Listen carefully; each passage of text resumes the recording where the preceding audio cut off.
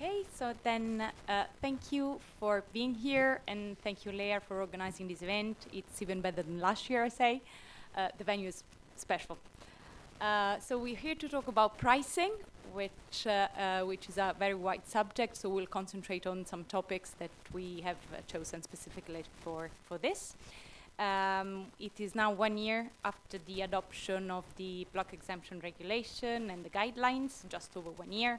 And so we will consider whether and how the new provisions have helped in clarifying some long-standing uncertainties, and whether there are some new challenges that companies face after the new provisions. I'm here to discuss this with some outstanding panelists. To my right is Alexandre Glatz, who's the partner of Osborne Clarke in France, and he heads the competition practice in France. And to his right, Fabienne Sierre-Desgarnier, I hope I'm saying this. Yeah, not so easy, who's the vice president of the French Competition Authority. And connected, we have Xavier Guéant. Hello, Xavier.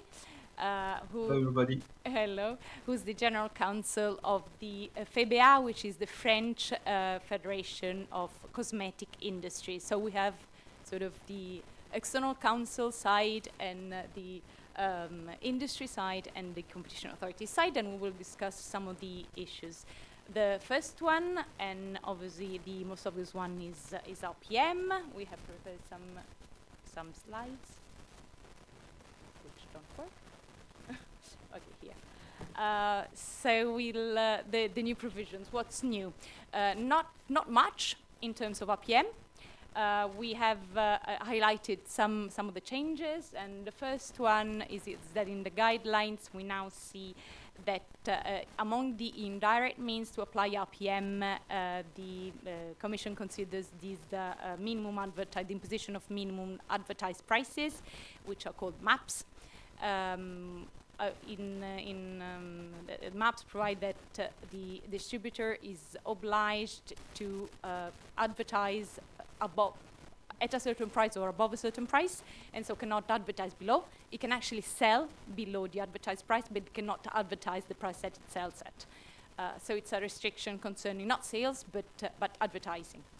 The next one, the next change that we have seen is that there is a new efficiency that the guidelines consider, which says that minimum resale price, so MAPs, can be justified when the supplier wants to impose to a specific distributor, wants to prevent a specific distributor from applying, considering its product as a loss leader product, so using its own product as loss leader. According to the guidelines, this is in order to protect brand image. Another novelty in the guidelines is the introduction of the concept of fulfillment partner, which is totally new. It is not entirely clear, according to me, what is this fulfillment partner, so what does it do? So it's sort of, the guidelines say that it executes an agreement that was previously concluded between the supplier and a specific customer.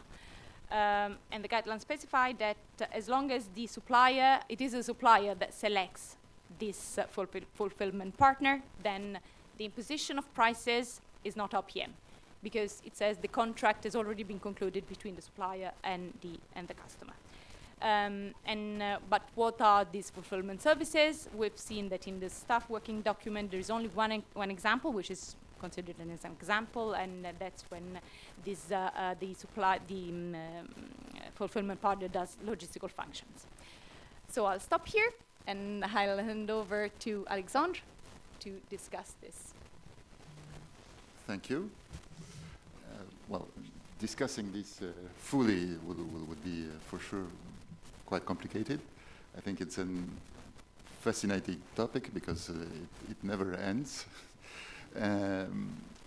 So what I can say is that for sure, as a practitioner, you can see that when you're dealing with the competition authorities related to RPM, for them, it's probably not very easy to prove an infringement.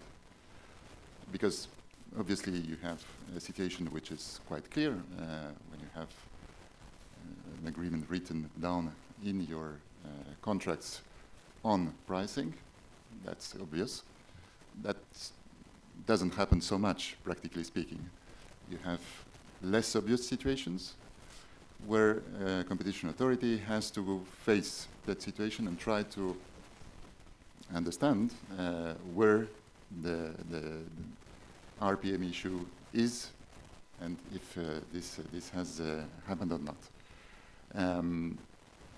The French authority, you will correct me if I'm wrong, has, in my view, a quite legalish approach, a quite strict one in this respect. They consider when they face that kind of situation that they have to take into consideration various factors. If there is a discussion on the price among the parties, if this discussion has a practical effect, and if there are, if there is an enforcement in order to make sure that this pricing agreement is effectively applied by the party. And if so, then you may have an antitrust infringement. In other jurisdictions, as far as I know, and especially in the US a few years ago, they have taken a different approach, a more flexible one, some may say. For sure, many of you already know the Ligon case, where the American authorities have taken based their reasoning on the rule of reason and try to understand whether there is effectively an infringement or not based on the efficiencies of RPM or on the thought that it has brought. So now we have the EU approach, which in the new guidelines seems to be somewhere in between.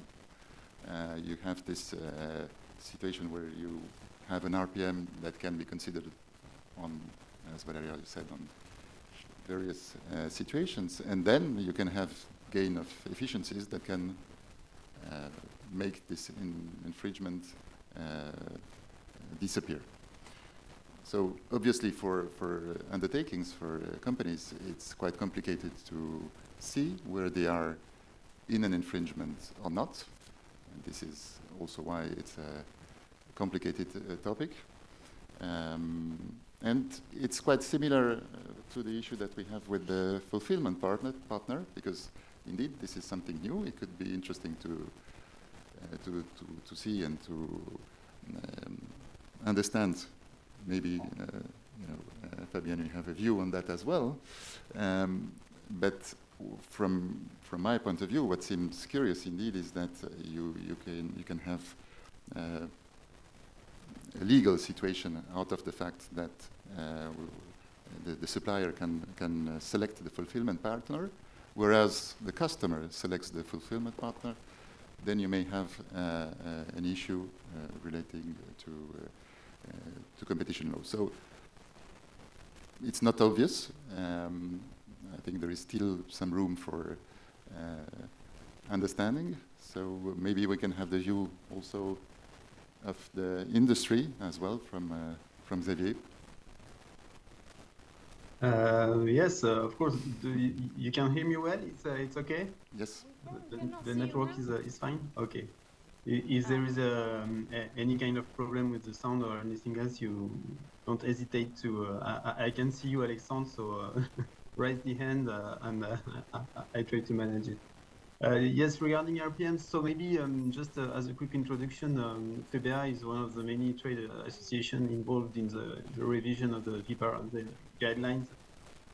So it's true that RPM was not like a key point for us, but maybe I will focus on paragraph 197 because it was the one we were asking like more clarifications, and we are kind of happy with the new guidelines because company has before the impression that it was like de facto impossible to practice RPM with the previous guidelines because obviously there was they were asking like for more examples and more precision.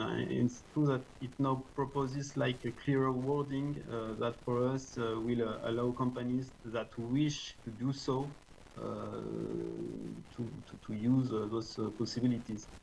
It's also interesting that the new guidelines provide examples of situations where RPM, as you said, Alexandre, can bring efficiencies, and I think it's very interesting. In particular, to prevent free riding of investments in particular in pre-sale services, because for the cosmetic industry, it's of course a key point, in particular for the launch of a new product during a very specific amount of time. It's true that RPM can be of course useful. Having said that, it's true that we welcome those clarifications. It's true that it's interesting, but at the same time, there is some interrogation remaining, in particular regarding the notion of a new product that I think could be clarified. What are we talking about, etc. Those clarifications, we tried to ask some questions to the Commission some weeks ago, but still waiting for some clarification. It can be also interesting to have the French authority perspective regarding that. And of course, what about seasonal products? Because at the end of the day, we can also have the same type of argumentation regarding the seasonal products. And obviously, it seems to us that it must be managed very carefully. So as a trade association, it's true that is the message we bring to our members. And maybe this is a message I will bring for other topics during this chat we're having. But it's true that there is a need to manage it very carefully. I think for SMEs, it can be also like problematic as they don't have legal experts, etc., and they, of course, are more limited resources to ask a lawyer to manage maybe some of those practices. Regarding this paragraph also, the question of a resale below the wholesale price repeatedly seems to us to be consistent with the general purpose of selective distribution. And it's true that from our perspective, French perspective, I would say, I see a certain coherence between the French commercial law and the European law also regarding that. So it's also another other key point we raise regarding those new provisions on RPM. So it's quite interesting. But as I said, we are like cautious regarding the way we will use it or not. Of course, it's the freedom of each company. But at the end of the day, we can welcome those clarifications and the new wordings brought by the Commission and the VBER team. So Fabienne, your turn, and we're eager to listen to what you can say.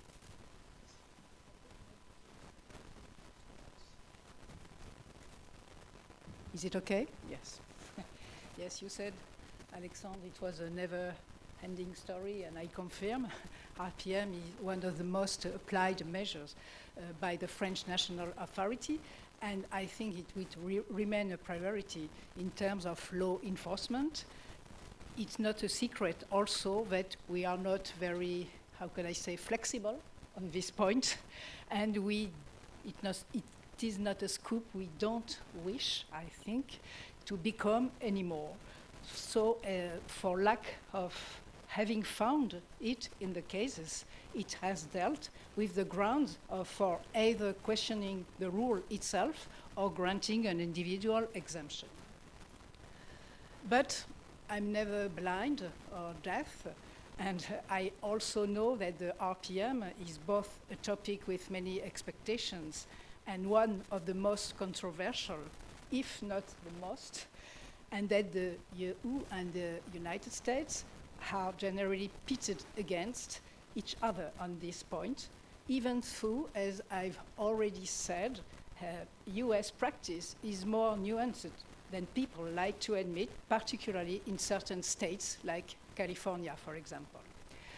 During the consultation that preceded the revision of the VBER and the guidelines, there were many interventions on RPMs, and the Commission agreed it was important to have this debate. So the reform project has raised a lot of hopes.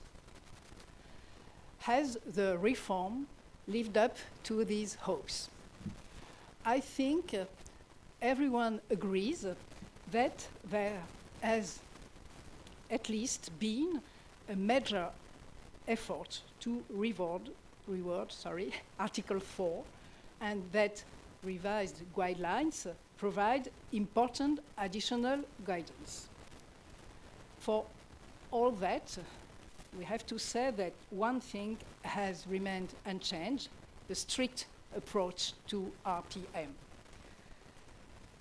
If I quote some extracts of the guidelines, RPM is detrimental to competition. Although it may, in some cases, have pro-competitive effects and may, by way of exception, satisfy the requirements of Article 1113. However, I have to say that such an individual assessment can be at least a painful exercise with considerably reduced legal certainty. It's also true that, contrary to the interpretation or perhaps the hopes of manufacturers in all sectors, the strict view will continue to apply to MAPs as well. The Commission strongly emphasized that the MAP to be another indirect form of transfer pricing.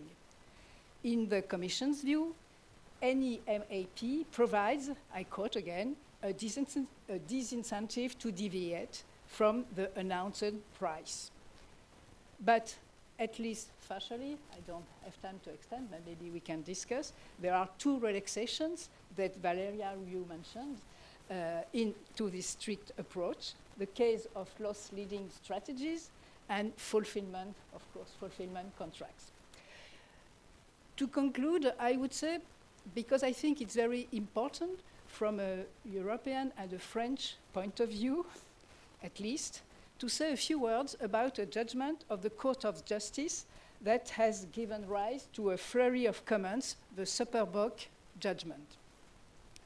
Some commentators have thought that the Court of Justice has opened the door to a fully fledged assessment of the effects of RPM on competition under Article 101 of the treaty. Some even seen this as an alignment with the rule of reason doctrine in the United States. But it is my interpretation. The court is also very clear that the recognition of pro-competitive effects as part of the contextual assessment is not the same as a full rule of reason under United States law. For example, the court referred to generic judgment, which is very clear on this point. And what to say about this judgment? Whether it is a question of standard of proof, 2 steps, invitation and acceptance, the demonstration of the restriction by object, including in the presence of a hardcore restriction, or the fact that RPM do not only concern minimum prices, but also recommended prices, there is nothing, in my opinion, that is likely to alter the analysis to which the authority, the French Competition Authority, is committed each time it is seized of the issue of RPM. I would therefore say, and I invite you to read this judgment, that Superboc is a very useful guide to the standards and principles that should govern RPM procedures, but personally, I do not see it as the revolution that some people thought it was. So, maybe sorry again to disappoint you, a case-by-case analysis is always necessary, and that consequently, and I would quote an author to conclude, companies would be well advised, if not to steer clear of RPMs, at least to remain very cautious with them. Thank you. So we changed topic now, and our next topic is agency, which we believe is somehow connected, as we all know, when there is a genuine agent, the relationship between a genuine agent and the principal sort of falls outside of the scope of Article 101. With respect at least to pricing. So a supplier can actually impose prices on its genuine agent. And here the guidelines have made some changes, which we believe are very interesting. And many changes actually, we only refer to 2 changes, which are interconnected. So the first one says that if it is less likely that an agent is actually a genuine agent if it acts on behalf of a large number of principals. So multi-mandatory agents, it is now said that they are less likely to be genuine agents. And connected to this, online platforms, because they normally act for a large number of principals, then they are generally not considered genuine agents. And here we believe there's a marked change with respect to the past, because in the former guidelines, the Commission said that it concentrated only on the financial and commercial risks, and it especially said that it is not material for the assessment whether the agent acts for one of several principles, so marked difference. So I think that companies should really be aware of this and sort of reconsider their agency relationship, or what they believe is a genuine agency relationship. So, Alexandre, over to you. Yeah. So I think here again we face this situation which is once again fascinating, but not always very, very clear, because of course having those new powers for the enforcement authorities may allow the competition authorities to track anti-competitive behaviors, especially in the new economy with the online platforms and so on. Would it then be necessarily more accurate to do so? That's, for me at least, an open question, because exempting agency agreements has a logic, of course. There is no role for the agent. Then you will have an analysis, case-by-case analysis for platforms. Certain platforms have several roles. They are hybrid, as we can say now. Would the platform act as an agent or not? This may also conflict with some other rules, which are IT law rules, where you have this notion of active and passive role of the platform. Today, in my view, the current legal framework does not fully answer to all that. So we will have, of course, enforcers who will set some precedents around this. But for undertakings, we face still some uncertainty. And I think that, Xavier, you may confirm this as well. Yeah. To be honest, that topic about agency brings a lot of interrogations, of course. From the cosmetic industry perspective, it's important, I think, to remind that the use of agency contracts is often appreciated to explore new territories, to manage territories where volumes remain modest, and so on. And in particular, to develop an activity when I quote SMEs before, but I will do it again, in particular for SMEs. And for the industry, it's key to combine agency and selective distribution for the same distributors. It can be for different products or different geographical markets. But it's true that right now, till now, at least, it was how it was working for some territories. And this provision, they raise a lot of questions because they could, we think, jeopardize that. And we don't see any difficulty in terms of competition law, but maybe I'm wrong.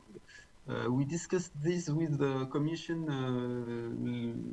and we don't have a proper answer. But what we understood with the DG Comp is that, as you mentioned, Alexandre, the Commission seems to be pursuing another objective. So I think we need some clarifications from, of course, the national competition authorities, but also I think coming from the Commission, I will suggest maybe like some complementary guidelines, etc. But I think we need some explanation because as far as I remember, during the process of the revision of the VBER and the guidelines, this topic was bring like more or less during the second half of the discussions, and it wasn't there at the beginning. Again, maybe I remember bad this topic, but no doubt additional clarification will be very useful because for us there's a form of legal uncertainty around this subject. But this is more or less the mood of the industry regarding this topic. Thank you, Xavier. Sorry, Fabienne, to throw you the hot potato, like we said in France.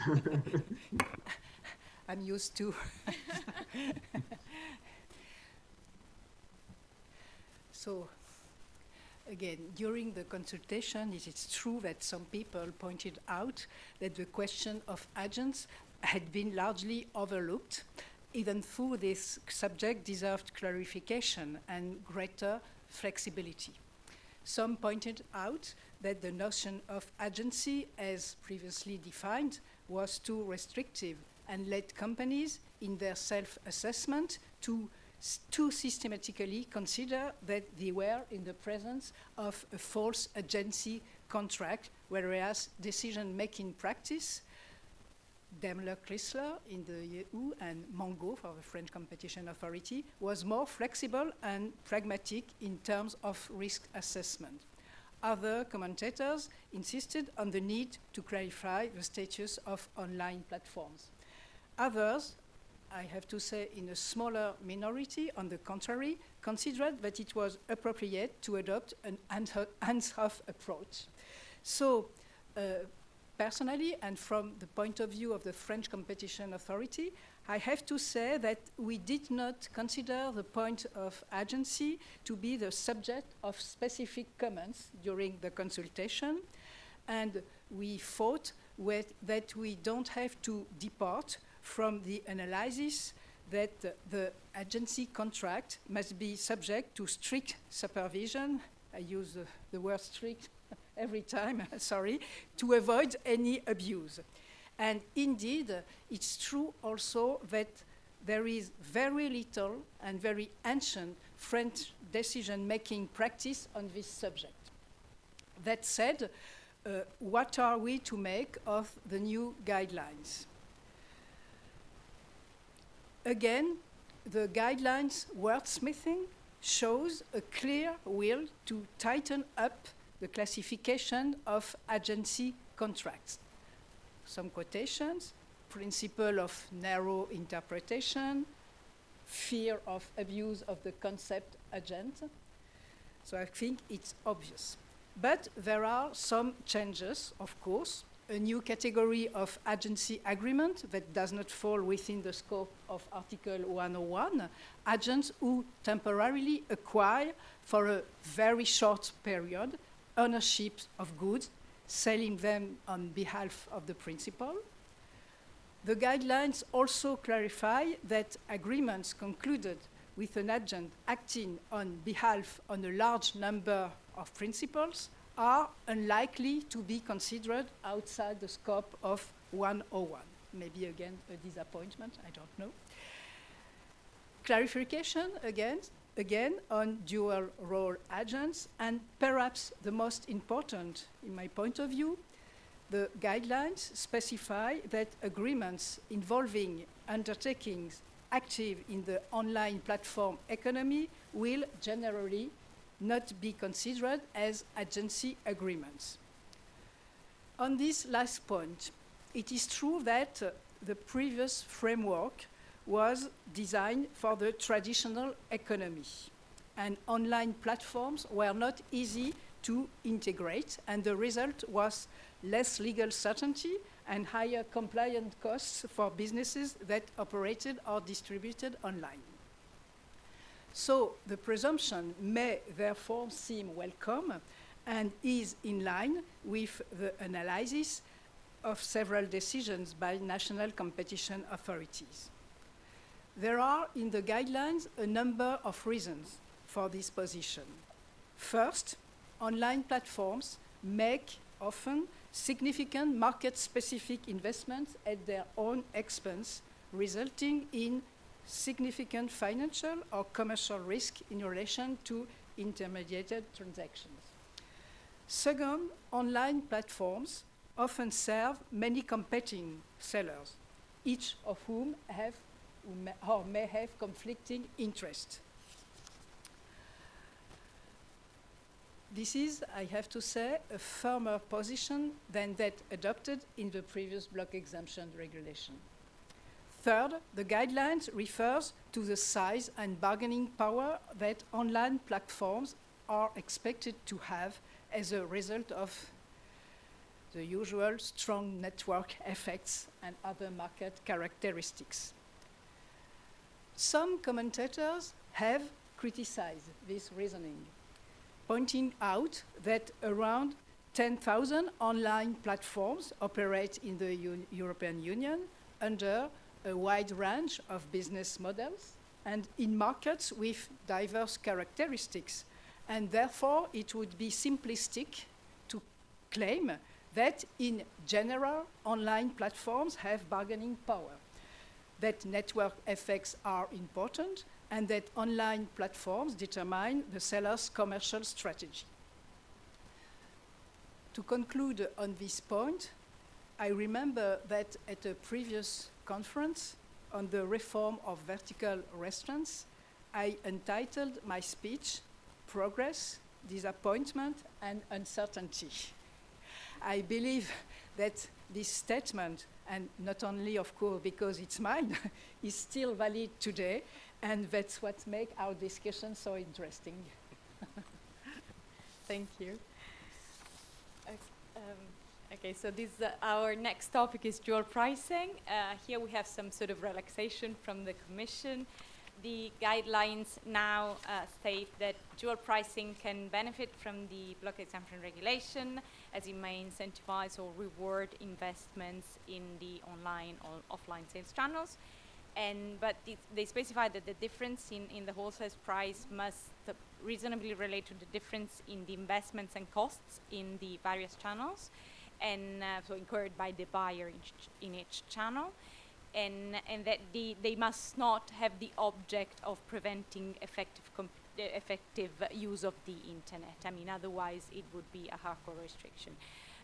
Here we have some sort of reverse sort of thoughts by the Commission, because in the old guidelines it was completely, so in the old guidelines and block exemption regulation was exactly the opposite. So it was a hardcore restriction, dual pricing, except, I mean, it could be exempted under some circumstances, which are more or less the same, the circumstances, but still, I mean, it was completely the opposite way of viewing at the issue. So over to you, Alexandre. So, of course, we, as a practitioner, I welcome this relaxation. So that's obviously very good, and in a way it's very logical. I mean, the cost approach makes sense when you have higher costs for building your network.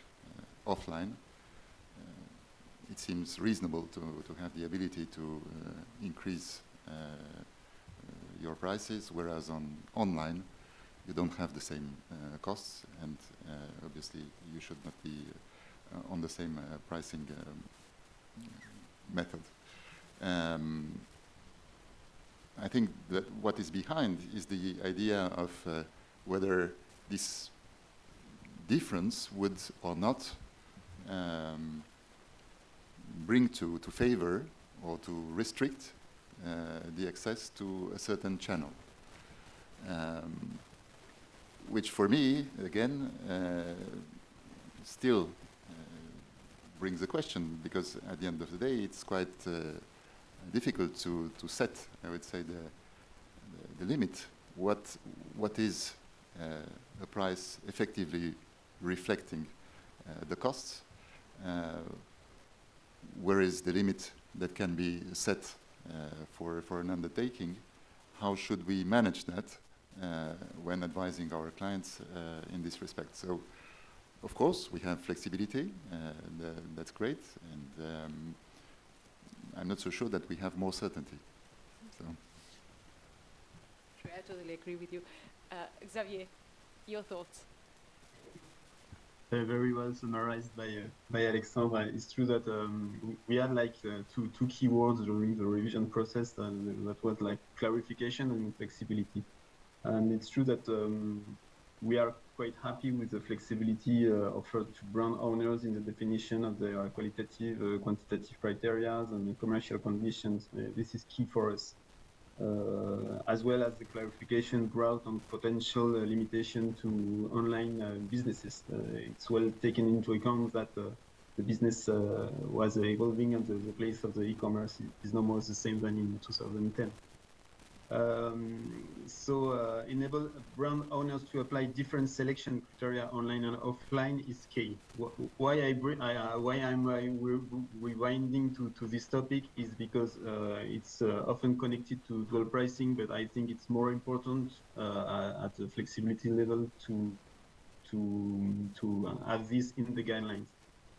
On dual pricing, we are cautious, obviously, because the subject is, of course, is sensitive, and we had a lot of discussion with national authorities, including the French one, but I don't want to spoil Fabienne, of course. But I know that the flexible approach of the Commission has not always been shared by the national authorities during the revision process, during the discussions. To be absolutely diplomatic, of course. However, I think it's always good to have in mind that we are dealing with a text will accompany us during a lot of years, and this flexibility can be interesting. It's interesting to have these developments that seems to be consistent in a certain manner with the rest of the guidelines. And at the end of the day, and this is why I was rewinding regarding the end of the principle of equivalence and the fact you can differentiate the commercial conditions, the more important to us is to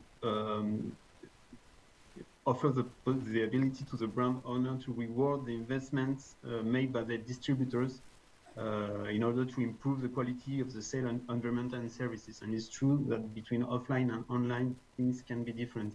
But it's also true that we can imagine that the investments regarding online, because it's more and more a competitive market, can increase also. So maybe this dual pricing in 5 or 6 years is no more relevant. But at the end of the day, so it's flexibility. It was one of our keywords, so we are kind of happy with that. But it's more like a theoretical happiness, because, as I said, we need to be very, very cautious. This is the message we bring to our members. The analysis will be very case-by-case analysis and well justified, because the way the providers are dealing with retailers regarding the stocks, etc., it's very complex, and it's easy to imagine that actors with significant legal resources, with experience, maybe will experience this possibility first. I don't know, but in any case, We are happy also that the digital is taken into account and the possibility of working ex post seems to be a good approach that seems adapted to the foreseeable evolutions of the market. So interesting, I will say, like as a conclusion, interesting, but maybe it's too soon to experiment that. And I'm sure Fabienne will explain very well why. It sounds like a running gag, sorry. But sorry, I am sorry. no, don't be. So the changes in this area have been described by some as a key change, indeed. I have to say that other commentators were more skeptical, wondering whether dual pricing was a powerful new tool or a risky and academic concept. We all know where this reform comes from. As early as 2020 and again in 2021, the Commissioner Vestager had pointed out that the need to boost the high street, the need to ensure that there were still lively city centers in the Union, and that to do this, the way had to be found to redress the balance in favor of physical shops. But Xavier is right. I have to say that when this proposal emerged, the French Competition Authority was rather reserved. But we are not alone. Germany was too also. Why these reservations? We had identified several risks, essentially the fact that dual pricing could make it easier for the supplier to control the ability of its resellers to sell products online, since the system implies that the supplier knows in real time the breakdown of sales between the two channels. So it could enable the supplier to better control deviations from recommended prices. For example, if online sales develop in an abnormal manner. We were also concerned that it could hinder the national competition authorities to apprehend practices with restrictive effects due to the criterion of taking costs into account because discussions on the nature and amount of cost to be taken into account is a very complex exercise, as shown by the experience in relation to agency contract qualifications. French Competition Authority doesn't like discussion on costs, and I think that nobody likes discussion on costs. But we have also pointed out that the distinction between online and offline costs is all the more complex as many players have opted for different strategies, different business models, marketplace, or their own sites, and so the risk of false negatives and insecurity for operators concerned is high. But the choice has been made, and there is obviously not a question of going back on it. So at this stage, I would simply like to draw your attention to a few points. First, development of omni-channel and cross-channel strategies has blurred the line between brick and mortar and pure online player distributors. Therefore, definition of dual pricing may appear as a real challenge. Then, implementation of dual pricing with hybrid retailers may be burdensome as it requires monitoring at various levels of sales, monitoring distributors in order to ensure that they do not unduly use the lower wholesale prices for brick and mortar to sell online. To avoid de facto preventing effective use of online sales channel, and then to monitor distributors' investment costs. So, it raises the question of possible anti-competitive behaviors. Horizontally first, in a dual distribution scenario, with exchange of information between retail activities and suppliers and distributors. You know that information exchange in this scenario shall be limited to what is directly related to the agreement and necessary to improve distribution, not to future prices, to identified end customers, to competing products. And yet, dual pricing strategy seems to imply monitoring and reporting of information on quantities sold and investment level that should be covered by block exemption. So this is the first question. And vertically, it's a question. Is the wholesale price differentiation between online and offline sales channel is an indirect way of imposing, that's our obsession, RPM online? The question has been asked, and the answer is not that simple. These are very briefly my thoughts on this subject, which I hope will be clarified, the word of the day, by the decisions and the case law. Thank you. Thanks. So I'm conscious of time. I think we've run out. So we had another argument, but we will stop here. We'll use it next time, next year. It's a pity because it was regulation on pricing. So thank you all. I don't know if we have time for questions from the audience or we go for the coffee. We go for the coffee then. Okay, thank you. Thanks. Thank you, bye. Thank you. To be continued. Thanks, Xavier. Thanks to you. Bye-bye. Thank Have a you. nice day. Bye. Bye.